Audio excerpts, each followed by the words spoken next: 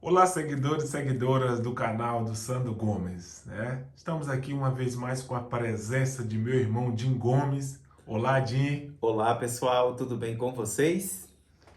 E vocês sabem, né, que eu tenho aqui esse humilde canal e não faço edição de vídeos, né? Eu moro em Portugal há 4 anos e 5 meses e meu irmão reside há. 18 anos e 4 meses, creio eu. Então, meu irmão tem o canal dele lá também, né? É um canal bem mais estruturado, um canal simples, verdadeiro. Mas o Jim Gomes, né? Esse irmão meu chamado José Nildo, ou José, outros chamam aqui já de Joe, que reside aqui em Portugal há 18 anos. Ele tem um canal mais acurado, um canal mais apurado. Ele edita os vídeos deles, mas mantém aquela sinceridade. O meu hobby, para quem é amigo ou amiga mais íntimos ou colega meu, sabe que a minha função é na escrita. Eu já li mais de 100 livros por questão de prazer e passatempo. E esse canal aqui é também uma maneira de passar tempo, mas eu vou dizer sincero para você, eu não perco meu tempo ali editando. Então o Jim está aqui hoje de folga, né, Jim? É verdade. Ele vai dizer um pouco dessa trajetória dele aqui e aos poucos eu vou perguntar a ele, né, se ele se arrepende de estar aqui em Portugal há 18 anos. Meu irmão, você se arrepende de morar em Portugal durante 18 anos? Não, nenhum momento eu me arrependo, desde quando eu vim para Portugal há 18 anos atrás, né?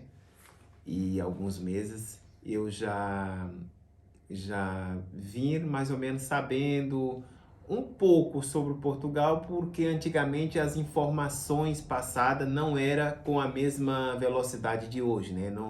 Não tinha assim grandes conhecimento a respeito do país como eu ou o meu irmão ou outras pessoas que estão vindo agora têm essa oportunidade de aprofundar sobre o conhecimento do país, tudo sobre o que gere o país, desde a economia quanto outras coisas, né, que é muito importante quando você imigra para um país ou uma cidade, ou até mesmo de uma simples região para outra, né? Então, hoje em dia, você tem muito mais essa oportunidade de você aprofundar, de ver, né, as internet. Hoje em dia, a internet está aí para você saber mais a respeito daquele lugar. E quando você chega naquele lugar, você já tem aquela noção. E antigamente, eu não tinha essa noção, eu não tinha essa oportunidade. Para vocês queiram, se vocês queiram saber melhor, olha, na nossa casa antigamente, quando eu vim para Portugal, nem havia luz elétrica. Vê lá. Eu tinha um simples telemóvel, um celular, né, que aqui fala telemóvel, que era até difícil para usar, porque como a gente não tinha luz elétrica lá na roça, no campo, nós somos oriundos de uma aldeia, né, vamos dizer assim, de uma comunidade, então era tudo muito difícil. E hoje em dia nós estamos aqui com essa oportunidade e as pessoas também que estão no Brasil, né, hoje em dia, mesmo na zona rural, têm essa oportunidade de saber mais sobre o país que ele vai imigrar, ou a cidade, né, ou a região. Mas em nenhum momento eu me arrependo de estar em Portugal. Você chega aqui em que ano? Qual ano que você pousou aqui no Humberto, Humberto Delgado, É né, de Humberto Lisboa? Delgado. Se eu não me engano, o nome do aeroporto naquela época era outro, eu não me recordo, mas era outro. Eu não desci em Lisboa diretamente, eu desci em Barraras, em Madrid, mas eu cheguei em 12 de fevereiro de 2005. Portugal tinha entrado na União Europeia, salvo engano, com 2 anos, né, anteriormente, né, com 2 anos. A moeda escudo, que era o escudo português, tinha acabado, acho, com 2 anos também. Então estava sendo um processo de inclusão de Portugal na União Europeia. Então, de certo modo, né, meu irmão, você participa desse processo de transição desse Portugal do escudo para a zona do euro, no sentido dessa União Europeia, né? Exato, eu não participei, vamos dizer assim, em si, né? Porque eu não estava cá durante a transição, que eu, salvo engano, foi em 2000 por aí, mas eu cheguei num processo ainda muito recente, então era muito comum você ver ainda as pessoas mais idosas fazendo contas com o contos, né, que eles falavam que era o escudo português, o contos com o euro. Diziam assim: "Ah, no escudo a gente comprava tantas coisas, né, ou algo assim, e era tanto escudo. E agora com o euro, no dizer deles, estava muito superfaturado os valores." Então era muito comum, na época, você ouvir da boca das pessoas mais idosas essa comparação, vamos dizer assim, do euro, do escudo com o euro, que hoje em dia praticamente já não se fala muito. E voltando agora para o Brasil, né? O que que você deixou para trás no sentido de trabalho, de funções laborais, né? O que você fazia lá no Brasil antes desse ano de 2005? O que você fazia no Brasil? Em que você trabalhava? Pessoal, eu fazia muitas coisas no Brasil. Nós, lá em casa, puxamos a veia, assim, da minha mãe, que era professora, né? Hoje em dia já reformada, já está com 83 anos, vai fazer 84. O meu pai, um trabalhador rural, é agricultor, pequeno agricultor, né? E minha mãe professora, mas nas horas vagas ajudava o meu pai. Professora leiga do campo, mas que ensinou muita gente, muito reconhecida na região. E eu e meus irmãos, o meu irmão cresceu, o Sandro Gomes, que é mais novo do que eu, 7 anos, crescemos dentro daquela, vamos dizer assim, da causa, em prol de ajudar sempre o próximo, a comunidade em si. Então, lá na minha casa, nós tínhamos o grupo de jovens, temos uma igreja católica, e nas comunidades vizinhas também não deixava de ter, ou não deixa de ter, a igreja evangélica. Se tinha um centro de umbanda também, né? Tinha, creio eu que não sei se tem ainda, mas na região eu creio que para viver em sociedade temos que ter tudo isto e tudo viver em comunhão, haver o respeito em determinados credos, né, em tudo. Então lá na nossa comunidade nós tínhamos a igreja católica, tínhamos a escola.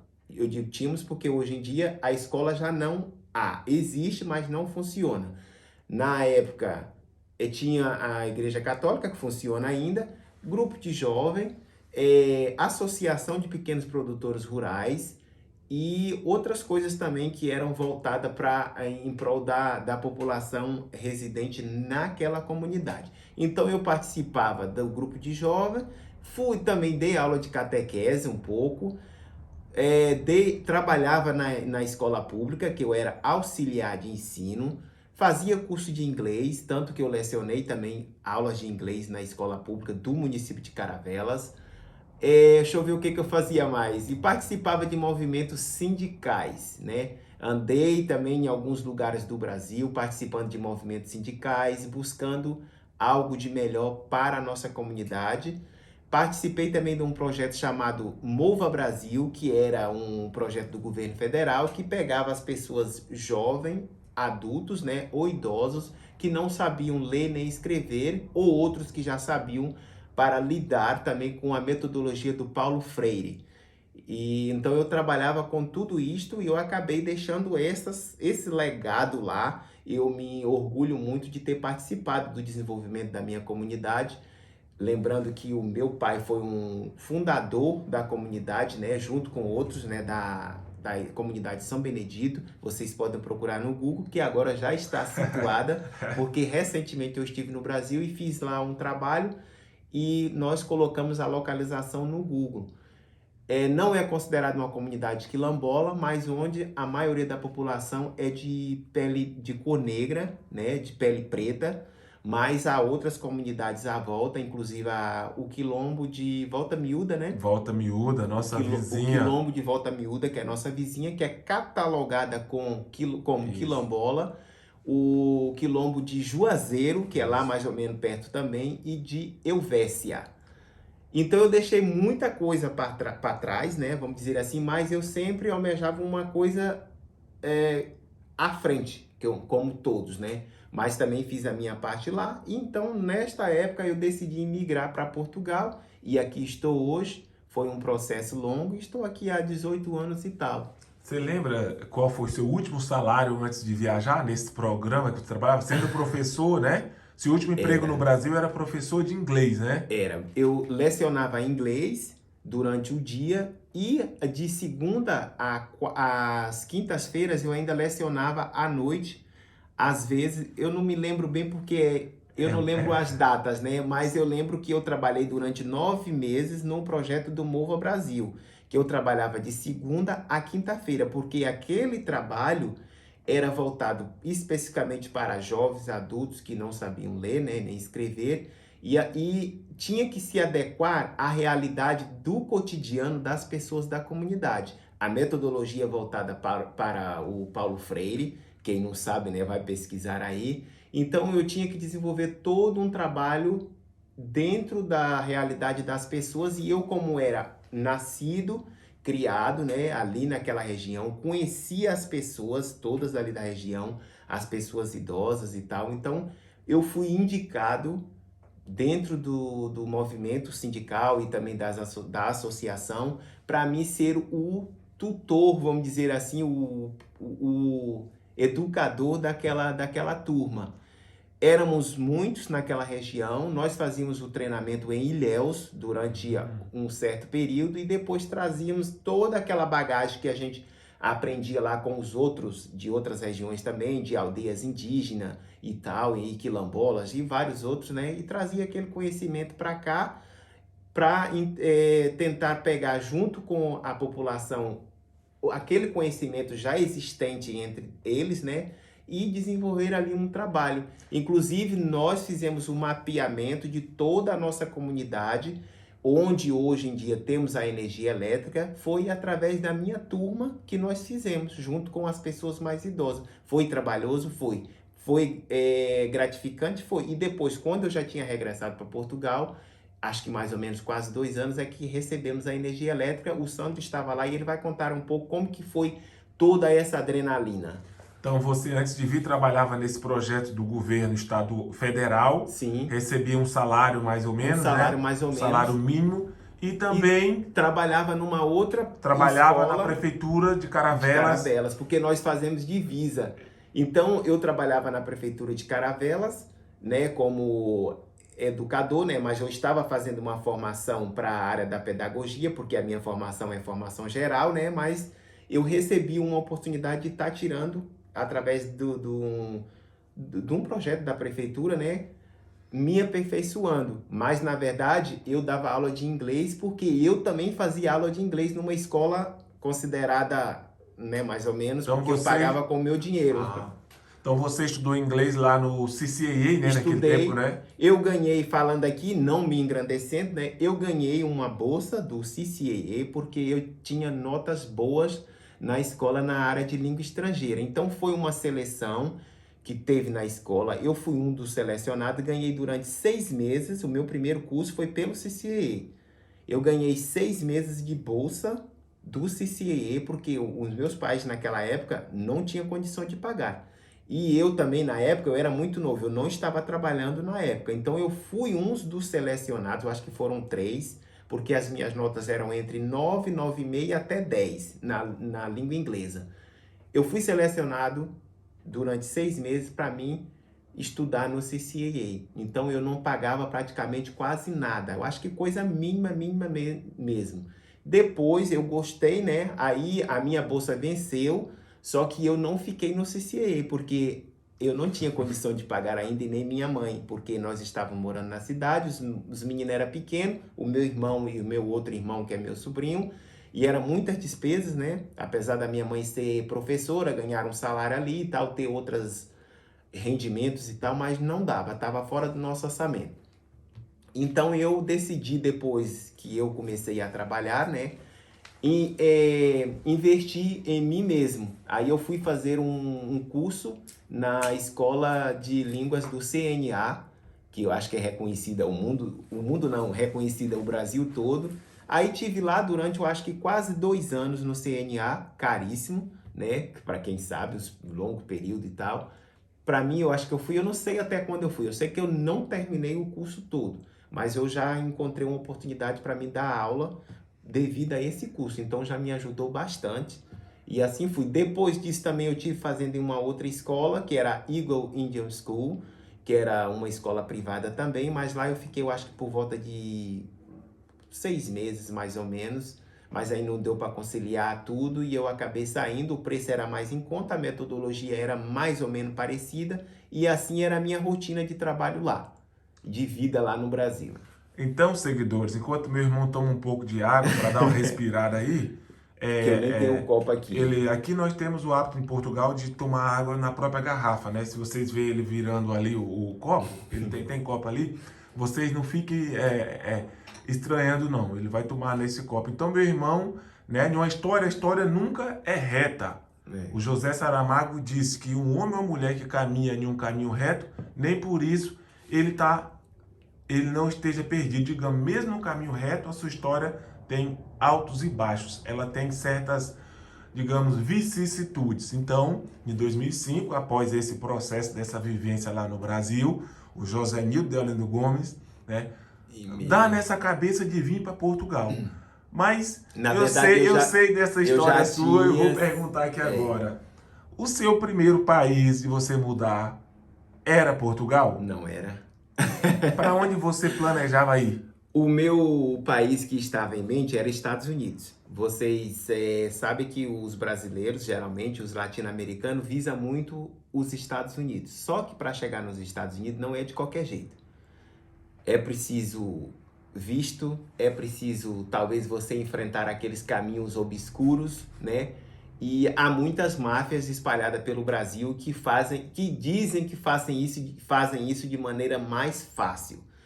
Eu, na época, quando eu estava a trabalhar no projeto do Mova Brasil que eu falei, né, que era de alfabetização, a minha coordenadora vivia em uma cidade próxima à divisa de Minas Gerais que eu acho que 50% da população mais jovem tinha imigrado para os Estados Unidos. Então ela fez a proposta não, em um dos nossos encontros, né, fizemos uma conversa.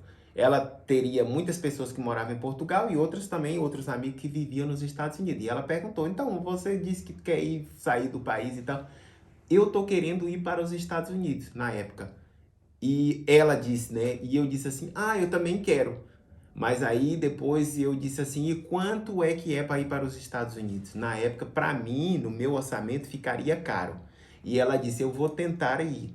E ela foi, está lá até hoje. Já era uma senhora de uma certa idade, né? Ela era minha coordenadora do meu curso na época, né? Do meu projeto e tal. Era também, acho que, da frente sindical. Ela foi, acho que está lá em Boca Raton, não sei se pronuncia Boca Raton ou Boca Raton, na Flórida. E não sei se ela casou-se com um americano ou como é que ela vive lá, mas ela conseguiu chegar nos Estados Unidos e eu, como o meu dinheiro não deu, porque eu iria supostamente por umas pessoas de Governador Valadares, né, que iria estar fazendo essa ponte Coisas que para você mim. não sabe, mas Pois. falaram então nesse tempo que você chegaria Sim, nos que Estados eu Unidos. chegaria nos Estados Unidos, mas para mim chegar nos Estados Unidos eu teria que pagar tanto. Na época, eu creio que era por volta de 15 mil reais, mais ou menos, em 2005. O início, né? Aí, só que não era uma coisa, vamos dizer assim, de 100%. E as pessoas falavam muita coisa e falam até hoje, né, a respeito dessa travessia pelo México e tal. Então, Era no tempo da novela ainda ou não? Já era tinha no... passado aquela Não, novela? acho que na época já tinha passado, eu estava passando a novela América. Ah, Então as pessoas tinham muito medo, às vezes, né, contavam muita coisa e eu fiquei com medo. Como é que eu vou jogar 15 mil, o equivalente a 15 mil reais na época, que era muito dinheiro, fora a passagem, né, vamos dizer assim, que eu teria que ir até o México e tal, e outras coisas que eu teria que fazer, passaporte, isso tudo, né? Daria em média, talvez, vamos dizer assim, uns 18 a 20 mil por aí. E eu não tinha esse dinheiro. Por mais que eu trabalhava, mas eu também não juntava o dinheiro. já tinha filhos, você o quê? Não, eu não tinha filho e nem tenho, por enquanto. Mas eu sempre ajudava a minha família em casa e também fazia-me um pezinho de meia. Juntava ali coisa mínima. Você sabe que quem ganha pouco não junta dinheiro. Funcionário público, que professor disse que não junta dinheiro. E eu era novo, mas eu também não juntava dinheiro. Então, todo o dinheiro que eu tinha junto foi que deu para mim chegar em Portugal. Para os Estados Unidos, eu acho que não daria para mim chegar. E eu também não queria pegar dinheiro na mão da agiota porque há, né, agiota que empresta dinheiro no Brasil, né, ou talvez por aqui, para você pagar com juros altos. E eu não queria pôr a vida da minha família em risco, ou talvez a minha, né, por um... Talvez eu fui medroso? Fui. Mas eu optei por um caminho mais seguro, porque eu já tinha pessoas cá. E lembrando, turma, né? Nós não somos advogados, mas ciente que algumas formas de empréstimo no Brasil ou no mundo é fora da lei. No momento que você pega o dinheiro com a agiota ou que existe esse dinheiro na mão desse agiota que ele empresta, é fora da lei. Eu não estou aqui julgando você que pega dinheiro na mão Ou de quem agiota, empresta também, ou né? quem empresta, né? Cada um Gera o seu gera a negócio da sua maneira que vida da acha. maneira que quer, que acha que é certo. Eu não estou aqui julgando se você tem dinheiro para emprestar a chamada agiotagem a juro acima da média e você que também passa por uma situação e se safa, né? Você é nutrido por aquele dinheiro desse tal agiota, que eu não conheço nenhum, nem sei como é que funciona, né? E segue a sua vida, pega o dinheiro, paga a sua conta e vive a sua vida. Então eu não estou aqui para julgar, porque eu não sou advogado e não entendo a letra da lei em si. Estou dizendo que há esse caminho e é ilegal. Então, meu irmão, você chega aqui em 2005 em Chega em Portugal. 2005 em Portugal, eu embarquei em Vitória do Espírito Santo, né? Na verdade, naquela época o nosso aeroporto era muito pequeno e é até hoje, não sei nem se está funcionando no momento. Eu fui para Vitória, que eu tenho lá familiares, para embarcar no dia seguinte para o Rio de Janeiro. Depois, a minha rota era essa: Rio de Janeiro, não, Vitória, Rio de Janeiro, Barraras, Madrid, né? Porque era um medo de vir e não passar, mas eu tinha carta convite, já era um grande passo. Então, eu cheguei em Madrid, passei pela imigração, não fiz imigração em Portugal, passei tudo direitinho e tal. Cheguei aqui em Lolé, no Algarve. Trouxe muito dinheiro? Como é que é isto? Não trouxe muito dinheiro, trouxe na época, eu lembro como hoje, 800 euros na época. Já trouxe muito dinheiro, hein? Eu trouxe 800 euros. Eu lembro que eu fui com a minha irmã, que é professora hoje em dia, né? E fui à agência trocar esse dinheiro. Ela foi comigo porque para dar segurança, né? Levamos não sei quantos reais era na época e deu 800 euros. Eu sei que nós levamos um monte de dinheiro e deu só um pouquinho de dinheiro aqui. Esse dinheiro era para mim iniciar a minha vida aqui. Poderia dar certo, como não poderia dar certo. Como eu vim com visto de turista durante 3 meses para testar, né? Vamos dizer assim. Se não desse certo, vamos dizer assim, se eu ficasse sem abrigo ou sem qualquer coisa, eu pegaria essa minha passagem e voltaria durante os 3 meses. Mas graças a Deus deu certo, eu consegui alguns trabalhos logo, né, de início. E então esses 800 euros deu para mim pagar aluguel, comprar comida e comprar roupa de frio, porque eu não tinha roupa de frio. As roupas de frio que a gente trazia do Brasil antigamente não guardava frio aqui em Portugal. E assim eu fui gerindo a vida logo de início. Gastei ali logo de início por volta de 200 euros, 300 euros mais ou menos. E sempre regando o dinheiro para não gastar todo. Porque você teria que ver quando é que você teria outro dinheiro para receber, né? Daqui mesmo a moeda, para não precisar um familiar mandar dinheiro do Brasil para cá, que realmente não dava nada, né? É muito dinheiro.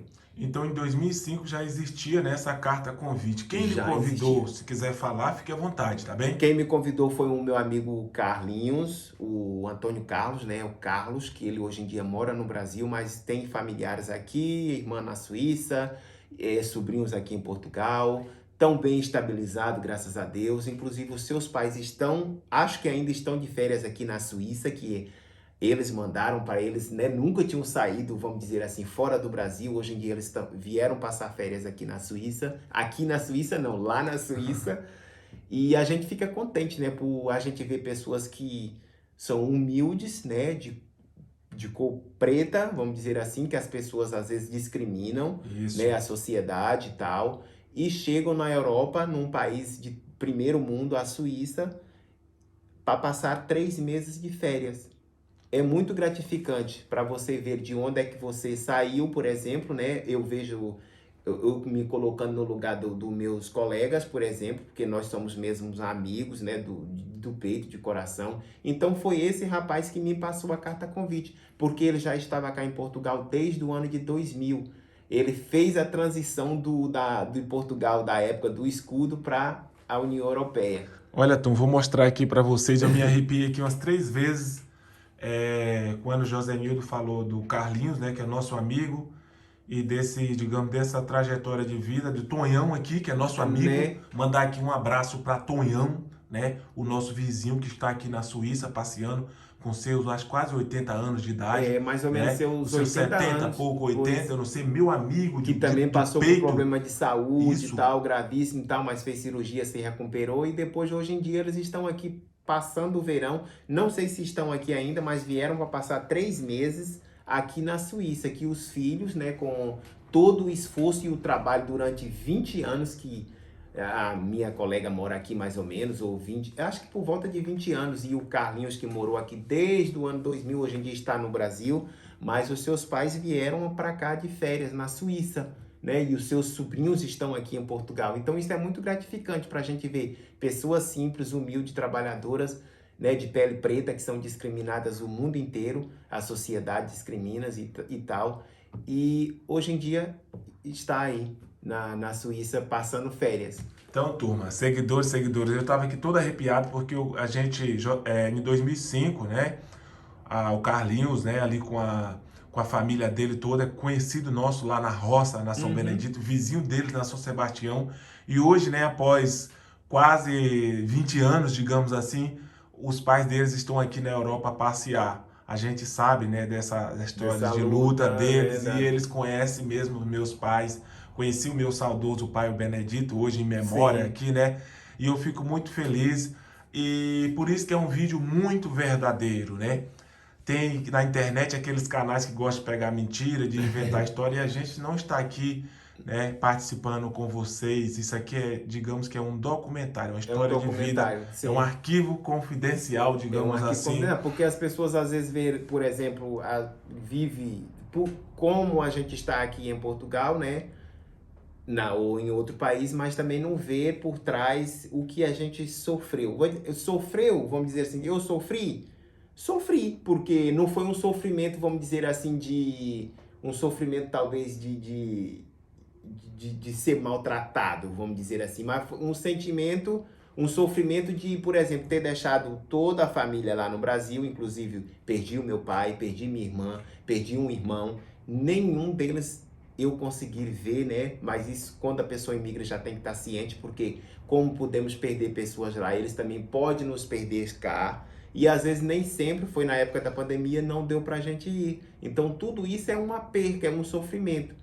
Não é um sofrimento só, vamos dizer assim, de você, por exemplo, estar aqui, talvez não ter um dinheiro, por exemplo, para comprar um pão, para talvez alugar um quarto. E então é um sofrimento também, né? E, turma, Diferente. esse canal leva o meu nome e eu chego aqui em 2019, são quase, vou arredondar aqui agora, são 4 anos, e eu encontro o meu irmão bem no sentido de o emocional dele bem. Havia morrido primeiro o meu irmão Sivaldo, que era o mais velho, trombose, e foi para UTI e faleceu. Depois, né, acho que depois de 4 anos ou cinco, Uhum. né, o meu pai já estava adoentado, que o meu pai, infelizmente, ele fumava e deixou de fumar, mas após 25 anos em média, né, Sim, o fumo ainda prejudicou a saúde do pai e exato. causou uma doença ali, digamos, um câncer na garganta, Isso, no e ele, esôfago. no esôfago, ele morreu. E depois da morte de pai, em 2020, né, Jim? Foi. E que saiu o resultado, né, que era o Uhum. câncer No no esôfago. esôfago, né, meu pai já havia falecido. E depois disso, depois de um ano, foi um ano, mais ou menos, 6 meses. 6 meses, morre a nossa irmã Maria Aparecida, também a irmã mais velha. E eu chego aqui em 2021 e encontro meu irmão bem no sentido emocional e essa pedrada, essa pancada que a vida dá nessa pessoa. E aqui eu vou falar um segredo para vocês, uma verdade. Se ele fosse um avarento, se ele só pensasse em dinheiro, em acumular dinheiro, eu acho que ele não estaria bem mentalmente, porque eu conhecendo meu irmão, vivendo com ele o tanto que eu vivi e vivo hoje aqui, se ele viesse só atrás do dinheiro, ele seria outra pessoa. Mas além de querer, de ser honesto, íntegro, idôneo, seguir, digamos, a lei à risca, ele é um ser humano. Então É esse sentido de bem-estar que eu estou falando para vocês que chegaram aqui a meia hora desse vídeo, que eu encontro aqui em 2019 este irmão que morava cá já há 14 anos. Pois Quando é, eu cheguei 14 aqui, o anos. Di já estava cá, acho que era 14 14 anos, anos. e eu passo a conviver com ele. E no momento que ele senta nesta cadeira aí atrás da câmera, né, eu aqui atrás e ele aí na frente, é para falar dessa nossa trajetória. Não é um vídeo de dizer que enricou em Portugal, não é um vídeo de dizer que a gente está aqui para... Muitos devem estar matutando na cabeça, mas será que ele ganhou dinheiro? Qual é o Será? sentido do vídeo, né? Mas só que Muitos... pronto, eu acho que vai ficar um vídeo muito Vai longo e ficar talvez longo. a gente faz depois uma segunda parte falando sobre essa questão aí econômica e tal. Então, vamos lá, Dinho. Você pisou aqui em 2005 e está até hoje, 18 anos. Exatamente. Fique à vontade para a gente caminhar para esses Sim. 10, 15 minutos finais e você fica à vontade para falar. Seja solto, né? Pode perguntar. Morou em Albufeira? Morou onde? O que foi isso? Onde morou? Aí eu cheguei aqui, né? Claro, fui para casa do meu colega durante uma semana. Depois dos meus colegas que vieram do Brasil, um que era meu colega, o outro que eu não conhecia, vim conhecer, cara. Alugamos. Eles vieram primeiro, né? Que na verdade era para vir junto, que é para encorajar um ao outro, né? Aquela expectativa e tal. Mas aí acabamos alugando um mini apartamento, um T2, não muito grande. Eles ficavam 2 num quarto e eu num outro quarto. Depois fomos trabalhando, depois meu colega com 9 meses não se deu bem, voltou, que é descendente de italiano, mas hoje em dia mora aqui em Portugal. Isso. A vida mudou, né, totalmente, porque depois teve filhos, trouxe mulheres, isso e tal. Não sei se ele for assistir o vídeo, pode ser que ele relembra. E o outro voltou, regressou para o Brasil e pronto, e aí... E você continuou? E eu continuei. Mas o meu intuito, eu pensava, por exemplo, com 1 ano ou 2 anos, não, com 2, 3 anos mais ou menos, porque eu vim para Portugal para ficar mais ou menos 2 anos, que eu disse assim, eu vou vir 2 anos, vou trabalhar, eu vou voltar e vou comprar uma casa. Aí já estamos partindo para a economia, né? Mas nós não vamos aprofundar nesse tema. Mas aí depois eu permaneci aqui, tive morando em Albufeira, que é aqui próximo, durante 8 meses. Tive morando na Alemanha também por pouco tempo. Não sei se considero uma moradia, mas considero, porque se eu fiz uma residência lá, né, por exemplo, me registrei, considero uma residência. Fiquei lá por 2 meses, mas sempre assim. Fui em alguns países também conhecer, fui na Inglaterra, fui na Bélgica, fui na Alemanha várias vezes, em várias regiões, inclusive morei, né? E na Espanha, aqui próximo, em Madrid, só de passagem. No Brasil, né, irmão? Brasil, fui acho que 4 vezes no Brasil. Era para ter ido mais, mas também houve aí problemas, né? E eu nunca ia no Brasil de 2 em 2 anos ou de 1 em 1 ano, porque senão você não conseguia juntar, vamos dizer assim, um pouquinho de dinheiro, né, para quando você chegar lá, dar pelo menos fazer um passeio com sua família, ou talvez eu comprar qualquer coisa. Isso nós vamos conversar depois, né? Esse é outro vídeo, que eu vou sobre estar aqui a economia, sempre. né? Mas eu gostava de ir no Brasil, ficar 2 meses para descansar a cabeça, estar com a família, gastar aquilo que fosse possível com moderação. Então, por isso eu não ia de 2 em 2 anos ou de 1 em 1 ano. Eu fui a primeira vez no Brasil com 1 ano e 8 meses, porque eu fui tratar de documentos lá. O meu primeiro visto de trabalho foi pego no Brasil e não aqui. Então é toda uma história, tem muita história para a gente contar. Para você pegar seu contrato de trabalho e seguir essa lei portuguesa, você foi no Brasil, né? Fui no Brasil, antigamente fui no Brasil. Em 2007, então? Em 2007. Eu você volta para tratar de legalização. Legalização. E aí você ficou lá na casa da sua mãe, de nossa mãe? Fiquei. 2 meses, né? 3 meses e meio. 3 meses e pouco, tá vendo? Gastei toda a minha economia que eu tinha ganho aqui durante 1 ano e 7 meses, praticamente, né? Toda nesta viagem para tratar do documento. Mas eu sabia que ia ser bom para mim, que quanto mais já atrasava, pior, né? No final, porque senão não pegava dupla nacionalidade. E aí já peguei atrasado, mas tá bom. O que importa é que eu cumpri todas as etapas. E como é que fica agora, você já morando aqui há 18 anos? Quando é que você pensa em ir agora passear? Que você já tem seu passaporte, tá tudo certinho aí, né? Tudo. Pegou o passaporte, hein? Peguei passaporte com 8 anos, mais ou menos. Peguei passaporte, cartão do cidadão, como é que fala o outro? Título de eleitor, médico família, tudo documento daqui. Tudo. E quando foi a última vez que você voltou no Brasil agora? Há 4 meses que eu voltei no Brasil. Tava com 5 anos que eu não ia, devido aí ao processo pandêmico, tanto que o meu pai tinha falecido, né, e minha irmã também. Aí eu regresso ao Brasil para rever essa família, esse aconchego. O meu irmão foi no Brasil antes, né? Eu falei, vai, porque a mulher dele tinha ficado lá, né? Porque é uma história que não deu para vir por causa da pandemia. E aí ele regressou no Brasil primeiro do que eu, e depois de 5 anos eu fui ao Brasil. E De regresso ao o Brasil. que que você mais gosta aqui em Portugal, assim, no país, qualquer coisa?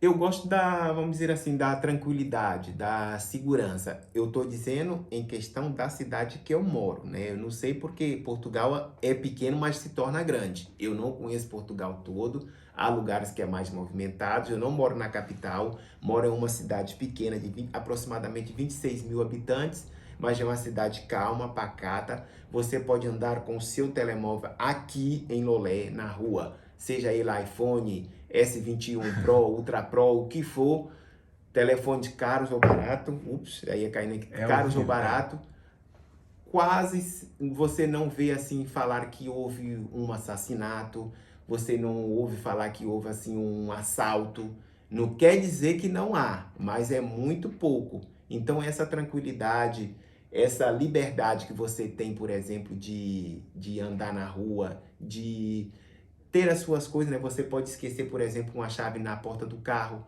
e Isso aqui na onde você mora, aonde a né? gente mora. E a pessoa e as pessoas não pegam, ou talvez um vizinho seu pega e coloca lá guardado numa loja e depois eles te entregam. É assim, mas isso não quer dizer que é em todo lado, pessoal. Eu quero que vocês compreendam que Ah, acontece muita coisa também, às vezes pior do que no Brasil. então você mora aqui há 18 anos, né? E vive essa vida tranquila aqui. Sim, Tá rico? não, rico não E tô. já partindo para essa questão de dinheiro, para essas pessoas que pensam em vir morar aqui em Portugal, qual é o conselho que você dá para uma pessoa que talvez ele quer morar, mas quer ter uma vida muito luxuosa, uma vida muito boa? O que você diz?